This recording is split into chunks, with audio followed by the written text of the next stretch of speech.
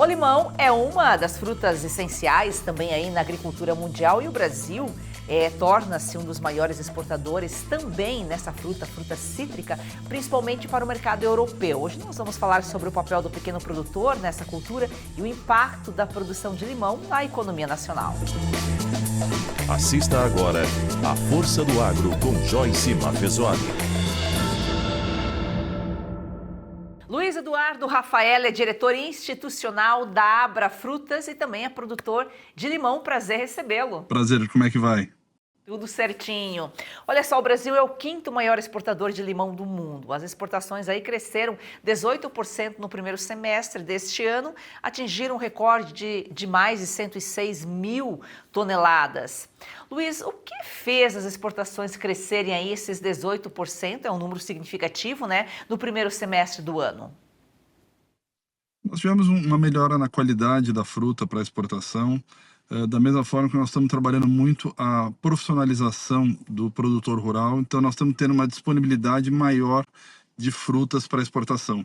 Cítricos também entram, o limão, a gente tem falado tão pouco do limão, mas é um produto importante, então, e foi essa profissionalização aí, esse treinamento que acabou colocando o Brasil como o quinto maior exportador aí de limão do mundo?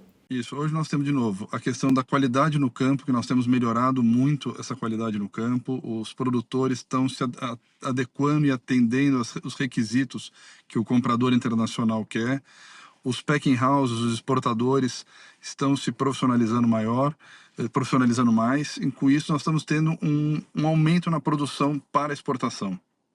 Quais são, assim, os tipos de limão que são exportados? Basicamente, a gente exporta o Tahiti, o nosso limão verde da caipirinha.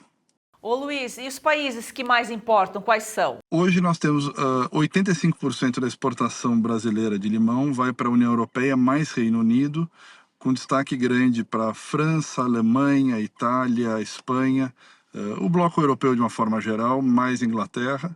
E aqui, América do Sul, a gente trabalha muito com Uruguai, Argentina e Chile. O Tahiti, né? Por que ele domina a produção? É porque ele tem mais saída mesmo, é mais conhecido?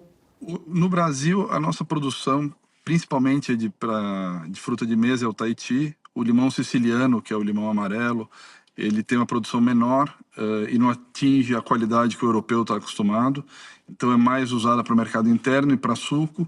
Mas o nosso limão Tahiti se adaptou bem ao território brasileiro, à produção brasileira, as áreas no Brasil cresceram e o nosso clima é favorável a ele e o público está aprendendo a consumir o nosso limão. Na Europa, especialmente, o limão nosso era muito vinculado a bares e restaurantes, a drinks, coquetéis e um pouco de comida. E o europeu hoje está aprendendo cada dia mais a utilizar o nosso limão na alimentação. Então você já tem uma compra muito grande para casa também, o público comprando para uso doméstico também. Então isso tem aumentado a demanda pelo nosso produto. Era justamente isso que eu ia te perguntar, qual que é o destino do limão lá fora, se é justamente para esse consumo ou se é a indústria também para produção de sucos, aromatizadores, outras utilidades. A gente tem indústrias que moem limão aqui para exportar o suco direto. Nós temos a questão do óleo essencial também, que é bastante usado. O óleo essencial do limão, o mercado externo gosta muito. E a fruta in natura. Então nós atendemos todos os mercados. A exportação, de fato, o principal meio de venda é a fruta fresca.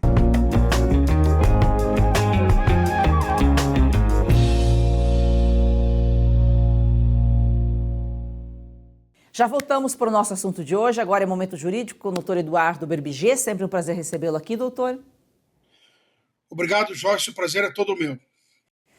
Aqui o assunto é agro, mas não podemos deixar de comentar sobre a operação no Rio de Janeiro. Os detalhes você já viu aqui em outros programas da Oeste, mas vamos ouvir o ponto de vista jurídico do doutor Berbiger. O governador Cláudio Castro afirmou que pediu ajuda ao governo federal para a operação contra o crime organizado. Inclusive, né, doutor, o diretor da Polícia Federal, Andrei Rodrigues, confirmou o contato com autoridades do Rio, mas avaliou que a colaboração não era razoável, abre aspas, para que a gente participasse, fecha aspas. E depois até ficou aí falando, poxa, não fomos, não fizeram um contato, Nós achamos que não valia a pena, que não era questão de nós participarmos, mas o Rio não nos avisou quando iria fazer a ação. Que contradição, né, doutor? Exatamente, Joyce, são várias contradições, né? E como tu disseste muito bem, nós falamos de agro, mas nós dizemos num contexto, né? Contexto brasileiro e mundial, e não podemos ignorar um fato que foi notícia dos principais meios de comunicação do Brasil e no mundo inteiro, né? Que foi esta mega operação do governo do Rio de Janeiro contra o Comando Vermelho, seus principais líderes e alguns dos principais líderes do tráfico do Rio de Janeiro. Realmente o governo federal foi omisso, né? Omisso em algumas oportunidades. O governador Cláudio Castro mostrou que solicitou apoio da Polícia Federal e a Polícia Federal interpretou que não era uma operação para eles participarem. Quer dizer, não sei qual operação eles devem participar, então eles estão muito ocupados, né? Correndo atrás da direita, correndo atrás de quem não deve nada, né? Dos cidadãos do 8 de janeiro, do Bolsonaro, enfim, do Daniel Silveira. Essa é a missão da Polícia Federal. E questões graves, né? Que, na minha opinião, a mais grave do Brasil, que é a questão do crime organizado, não precisa da Polícia Federal. O governador mostrou que solicitou blindados também ao governo federal, e o governo federal não respondeu. Então, quer dizer, foi uma operação que o governo do Rio de Janeiro teve que fazer só com as suas polícias, né, militar e civil, contra as maiores lideranças do crime organizado. E foi uma operação justa, foi uma operação que teria que ter sido feita, porque nós não podemos delegar o controle dos morros aos milicianos e aos traficantes, né? Inclusive, se não me engano, foi em 2024, eu vi uma declaração dos membros do governo Lula dizendo que o bom no Rio de Janeiro é que cada um agora estava entendendo o seu papel, os traficantes, o governo, quer dizer, o traficante não tem papel na sociedade, o traficante é um bandido, o traficante não tem que ter aquela convivência que eles tentam manter harmoniosa. Não, o traficante manda no morro, a polícia pede autorização para subir. Isso é uma vergonha, isso é um escárnio, né? A polícia pede autorização para subir porque o morro é deles. Aí assim se mantém a paz. Claro, você dá uma parte da cidade para os traficantes fazer o que quiserem, vender as suas drogas, e eles mantêm, em troca disso, eles mantêm a paz. Óbvio que é o interesse deles. Então, eu defendo a operação do governo do Rio de Janeiro. Acredito que o governador Cláudio Castro foi muito incisivo.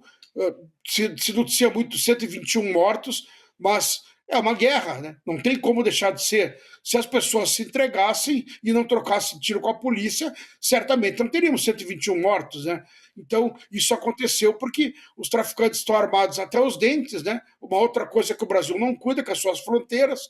Então, entram armas de guerra, a polícia tem que enfrentar traficantes armados com M16, com outros fuzis de guerra, e é muito difícil, tanto que perdemos 4 policiais, né? Eu lamento mais pelos 4 policiais do que pelas vítimas ligadas ao tráfico de drogas. Então, infelizmente, pelo caos social que nós vivemos e por essa questão do crime organizado, isso é inevitável. E, na verdade, deve haver mais operações nesse sentido para que a coisa se acalme. Deve piorar um pouco antes de melhorar, né? Já que deixamos chegar nesse ponto. E aí o governador agiu com firmeza, né? E em meio à violência, o Tribunal Superior Eleitoral marcou para a próxima terça-feira o julgamento, que pode inclusive cassar o governador Cláudio Castro, mas por abuso de poder político no período eleitoral de 2022. O Tribunal Regional Eleitoral do Rio de Janeiro já havia rejeitado esse pedido de cassação em maio deste ano. No entanto, o Ministério Público Eleitoral recorreu ao TSE e agora que o governador vem em foco, com uma atitude aí de firmeza, eles decidiram agilizar esse julgamento. É mais um absurdo, né? É mais um deboche com a sociedade brasileira. O papel que o Supremo Tribunal Federal e o TSE têm se prestado como as seclas desse governo beira o ridículo, né? Porque é muito estranho, né? Nós temos um processo correndo desde 2022, na semana que o governador Cláudio Castro toma uma medida acertada que eleva a sua popularidade, porque nós vimos ontem que a maioria da população do Rio de Janeiro é favorável, inclusive moradores em comunidades, porque não podemos esquecer que a maioria dos moradores em comunidade são pessoas honestas, trabalhadoras, e uma minoria se dedica ao tráfico. E temos que expurgar essa parte da população que se dedica ao tráfico de drogas e a outros crimes. Então, o TSE se prestar esse papel de a sécula do governo mandar recados, né? O senhor quer contrariar o governo federal, né? Dizer, fazer uma guerra de versões, dizer que o governo foi omisso. Então tá, então vamos colocar em julgamento o seu processo do TSE. Isso é ridículo. E depois o Supremo e o TSE se colocam como guardiões da democracia. Primeiro que esse nem é o papel deles, né? Então é mais uma vez, mais um papel vergonhoso dos nossos tribunais superiores, mandando essa espécie de recado, deixando claro que eles que estão mandando no Brasil, nos contrarie para ver o que acontece com você. Vamos julgar o seu processo. E não não duvido que ele não seja condenado. Um processo com provas fragilíssimas. Eu li o processo da segunda instância do TRE, que absolveu o governador, um processo que não se sustenta, e não duvido que o TSE não casse o mandato do governador Cláudio Castro, que agora, com essa atitude firme, né, que deveria ter sido tomada já há mais tempo pelos governantes do Rio, se credencia como uma das grandes lideranças políticas no Brasil. E é tudo que o governo atual não quer, né? Novos líderes. Ele quer sufocar e esmagar as novas lideranças, né? Seja com a Polícia Federal, seja com o Supremo Tribunal Federal, sem o menor pudor, né? Usando as instituições ao seu bel prazer. É bem como colocou o doutor aqui, parece uma retaliação ao governador por combater o crime organizado. Olha só o absurdo. Agora, mudando um pouco de assunto, o corte de gastos é aprovado na Câmara dos Deputados. O projeto de lei corta 15 bilhões de reais, né, nos gastos do governo do ano que vem. Ainda assim, né, doutor, o orçamento continua com rombo de 20 bilhões. Mas Fernando Haddad já tranquilizou. O Lula disse que esses recursos virão de aumento de receita. Para a conta de quem é que vai, doutor? Claro que para o brasileiro por meio de tributos, né? É triste ver o governo falar em orçamento, né? Fala em diminuir 15 bilhões ali com os cortes e o seguro-defeso, né, para os pescadores, e algumas questões de INSS, de auxílios. Isso vai atingir muita gente que realmente necessita. Óbvio que eu sou totalmente favorável a coibir fraudes, né? Mas isso vai burocratizar e atingir muita gente que realmente necessita. Mas foi uma opção de cortar os gastos, ok. Só que é uma ilusão, né, Joyce? Porque, ao mesmo tempo, o Senado aprova 530 novas vagas para o Supremo Tribunal Federal e para o STJ, funcionários. Quer dizer, eles não param de gastar. Então, não há dinheiro que chegue. E, obviamente, como você disse muito bem, de onde vai vir os outros 20 bilhões? De aumento de impostos, né? Estão falando no aumento ainda maior do IOF, estão falando de questões relativas ao imposto de renda e contribuição social, né? Então, é muita coisa que está por vir. Então, realmente, o governo já gerou aí um aumento real, como já falamos aqui, de carga federal em 2 anos de quase 15%, e ainda assim não é suficiente. Claro, não sabe gastar o dinheiro. Então, e o pior é que os números são maquiados, né, Joyce? Nós vimos ali, por alto, instituições sérias dizendo que o rombo do ano que vem já está em 65 bilhões, não é 35. Assim como o déficit desse ano, que o governo reconheceu até agora, 60 bilhões, se não me engano, já é muito mais. Então, não podemos confiar nos números do governo, não podemos confiar nas estratégias do governo, ainda mais no ano eleitoral. Vamos lembrar que nós estamos entrando, a partir de janeiro, do ano eleitoral, que é o ano onde, historicamente, os governos mais gastam, principalmente os governos que buscam reeleição. Então, você acha que nós podemos acreditar numa postura contida do governo federal em termos de gastos, sendo que dos 3 anos em que governou, fechando o terceiro ano agora, daqui a 2 meses praticamente, o governo não foi nada austero, esbanjou dinheiro, gastou mal, gerou déficit atrás de déficit, isso com aumento de carga tributária ainda por cima. Você acha que num ano onde o governo precisa gastar para se eleger, o governo vai poupar custos, nós vamos ter um déficit aí que eu, conversando com um economista, semana passada fiz uma palestra sobre reforma tributária, e um economista brilhante de São Paulo estava lá falando também sobre economia, sobre perspectivas, e ele me disse, ele entende que o déficit deve passar de 100 bilhões ano que vem, de 100 bilhões de reais. Quer dizer, imagina o próximo presidente, seja o Lula ou seja quem for, a situação em que vai pegar o nosso país. Lembrando que o Jair Bolsonaro entregou com superávit, o próximo governo vai entregar com déficit que, se for de 100 bilhões ano passado, vai ser de quase 500 bilhões ao longo dos 4 anos. Né? Carga tributária em alta, juros na estratosfera, quer dizer, títulos do governo negociados com juros de 15% ao ano, é um caos, né? Como nós já dissemos aqui, vamos demorar décadas para nos recuperar desse governo Lula 3. E olha só, né, doutor, no agro, né, que a turma do Contra insiste em dizer que não paga impostos, o número de pedidos de recuperação judicial cresceu 61% em 2024, segundo a ProSoja, pelas dificuldades enfrentadas pelo setor. E aí o senhor vem apontando esse cenário do ano que vem. Se 2024 foi um ano difícil, imagina 2025 e o reflexo que vem lá pela frente. E vamos lembrar uma coisa, né, Joyce? Cresceu 61% em 2024, em cima de uma base altíssima, porque de 2022 para 2023, eu não tenho o número agora aqui, mas foi um crescimento de 300%, 400%. Então já vinha uma base alta e cresceu mais 61%. Quer dizer, se nós sairmos lá de 21, 22, nós tivemos aí um crescimento de 500% em pedido de recuperação judicial no agro, o que é muito sério, porque nós vemos aí o nosso produtor rural e toda a cadeia do agro com um esforço muito grande. Nós temos os melhores produtores do mundo, utilizam tecnologia de ponta, trabalham de sol a sol, são pessoas sérias, só que no outro lado nós temos o quê?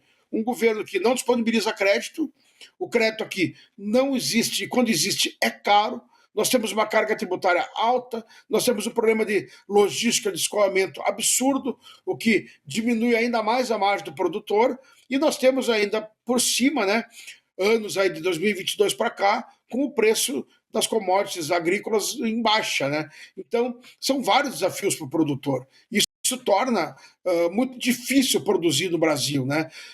São verdadeiros heróis aí, os nossos produtores rurais e os nossos empresários do agronegócio, por não desistirem dessa luta, né? Porque quem deveria apoiar, quem deveria incentivar e tratar como verdadeiros campeões nacionais, como o governo gosta de dizer para alguns casos, seria o governo. E não, o governo é o que mais desmotiva, que mais joga contra e que mais cria obstáculos e empecilhos para o agronegócio. Felizmente, o nosso agronegócio é muito bom e continua em pé. Mas, como nós já dissemos aqui, até quando não sabemos, né? Se o governo persistir nessas políticas danosas e o cenário econômico dos preços das commodities se mantiver num nível baixo, podemos ter aumento ainda maior de recuperações judiciais, podemos ter mais problemas no agronegócio. Vamos ter que monitorar isso daqui para frente. Se o governo não atrapalhasse, já estaria ajudando. Doutor, muito obrigada aqui pelas suas informações. Um excelente final de semana. Muito obrigado, Joyce. Um ótimo final de semana a você e aos nossos telespectadores.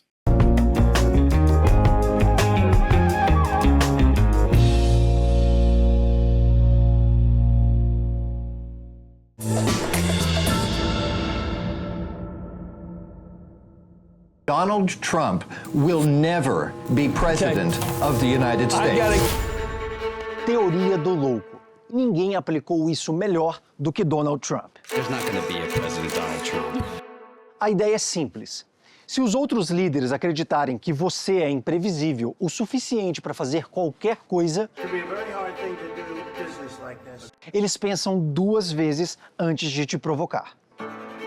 Trump usou essa estratégia para negociar com inimigos e aliados.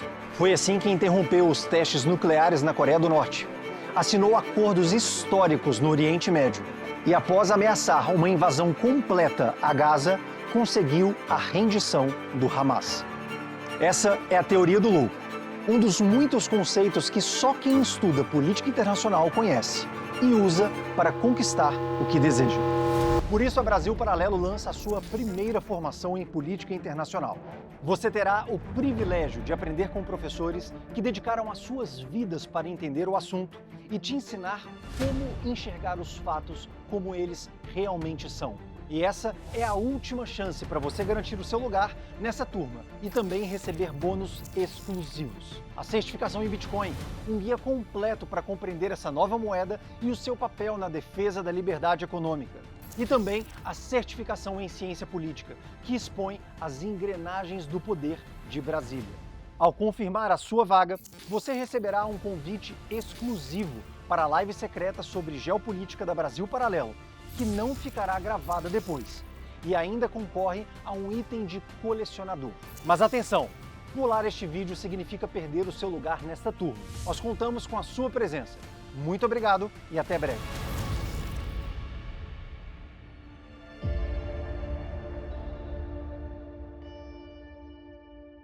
Democracia é poder escolher. Mas escolher sem ter acesso a informações claras e honestas é escolher de verdade? Para que o Brasil seja um país mais livre a partir de 2026, precisamos levar a verdade dos fatos a um número ainda maior de brasileiros. É por isso que vem aí a Oeste TV, mais uma plataforma para ajudar a espalhar informação de qualidade a cada vez mais gente. Mas para que isso se torne realidade, precisamos chegar a 120 mil assinantes. Contamos com você. Faça parte dessa história. Seja um assinante da Revista Oeste.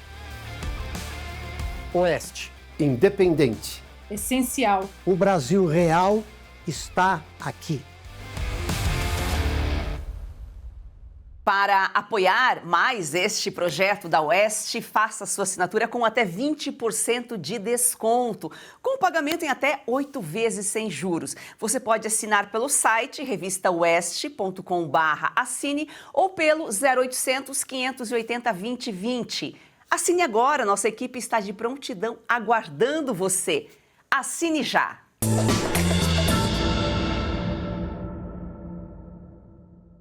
Agora, Luiz, esse aumento aí nas exportações teve algum impacto no preço aqui no mercado interno? Não, porque hoje o limão, mesmo uma fazenda bem cuidada, bem trabalhada, do limão que entra no packing house, metade dele, em média, dá qualidade de exportação e metade sobra para o mercado interno. Isso todo mundo olha e fala assim, então o melhor vocês exportam e o pior fica aqui. Não.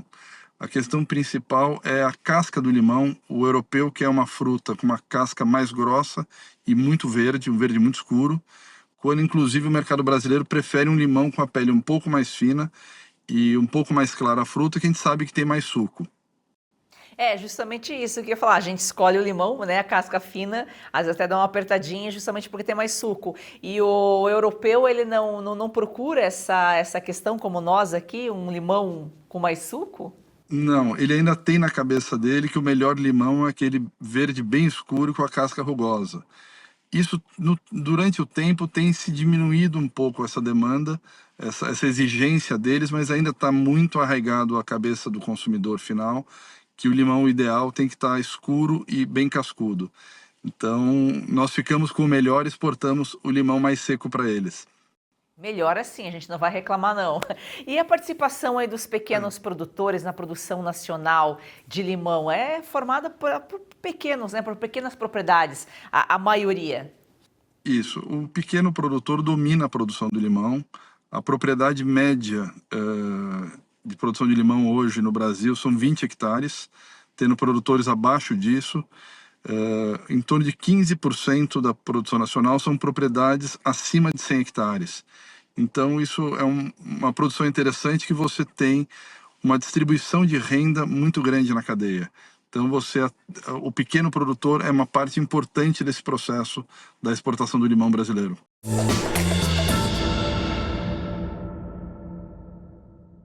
Você já perdeu as contas de quantos comprimidos toma por dia para tentar aliviar suas dores? Cansado dos efeitos colaterais que isso causa no seu corpo? Como dor nas juntas, nas costas, nas pernas, dor para levantar, até para dormir. A verdade é uma só, você merece se sentir bem de novo e isso é possível. Com certeza, é isso mesmo. A Vitae Gold traz para você um produto completo de verdade. O Vitae 7 em 1 é uma fórmula com os 7 ativos mais indicados por especialistas, agora em apenas 2 cápsulas por dia. Chega de tantos remédios, mais praticidade, mais saúde e menos dor. É isso aí, imagina só, fortalecer os seus ossos, reduzir as inflamações, proteger os seus músculos e cartilagens, recuperar a disposição e ainda reforçar a sua imunidade. Tudo isso com uma fórmula natural, com comprovação científica que age de verdade onde a dor começa. E a nossa querida Lucinha Lins já incluiu o Vitae 7 em 1 na rotina. Vamos ver o que ela conta pra gente.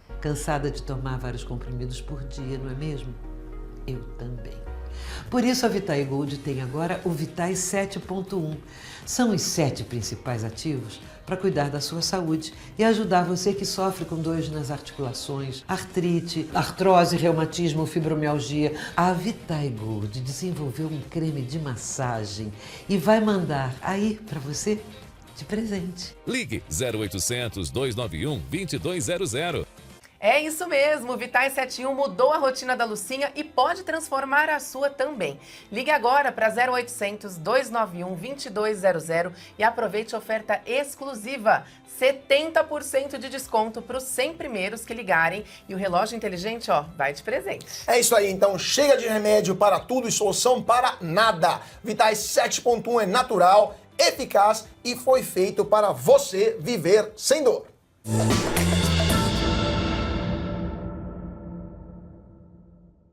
Qual que é o impacto aí da produção de limão na economia rural brasileira de uma forma geral? O limão é a terceira fruta mais exportada do Brasil. Nós temos oferimos uma receita aí na casa de 160 milhões de reais em exportação de limão. 160 milhões de euros, desculpa, de exportação de limão. Então, isso atinge, de novo, como são pequenos proprietários, há uma distribuição desse valor em toda a cadeia e isso chega ao pequeno produtor.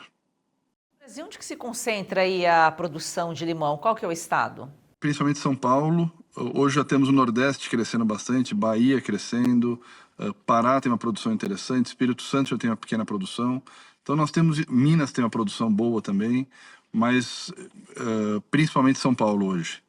Você falou São Paulo, falou Norte, Nordeste, então ele se adapta praticamente aí ao clima, tem uma boa adaptação?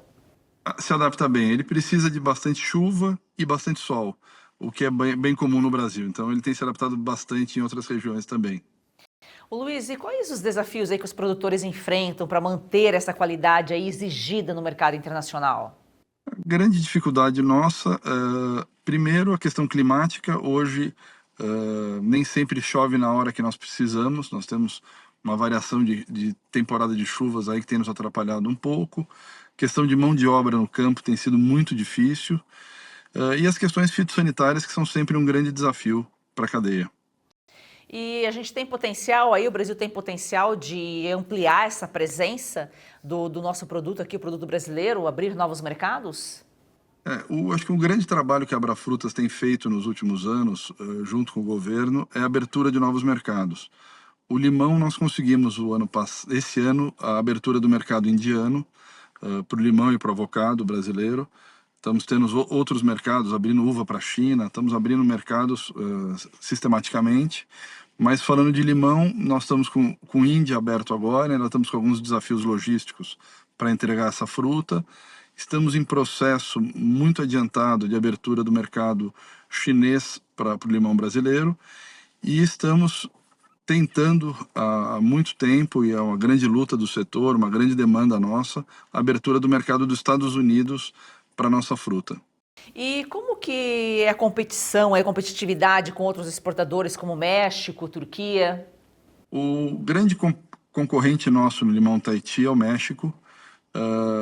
Eles são bastante agressivos no mercado, têm volume, têm qualidade, são bons produtores. Quando nós falamos de Europa, nós temos uma penalidade que o Brasil paga, que nós não temos ainda o acordo de livre comércio com a União Europeia.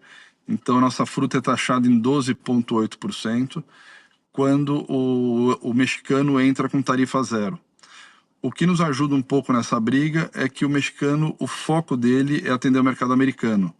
Então, a grande parte da produção dele é destinada aos Estados Unidos e não à Europa.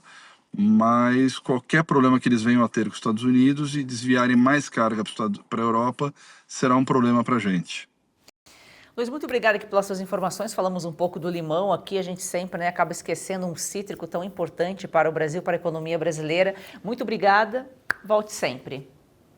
Imagina, muito obrigado você pelo convite. Obrigada a você que nos acompanha aqui. A Força do Agro, o melhor do Brasil, começa no campo.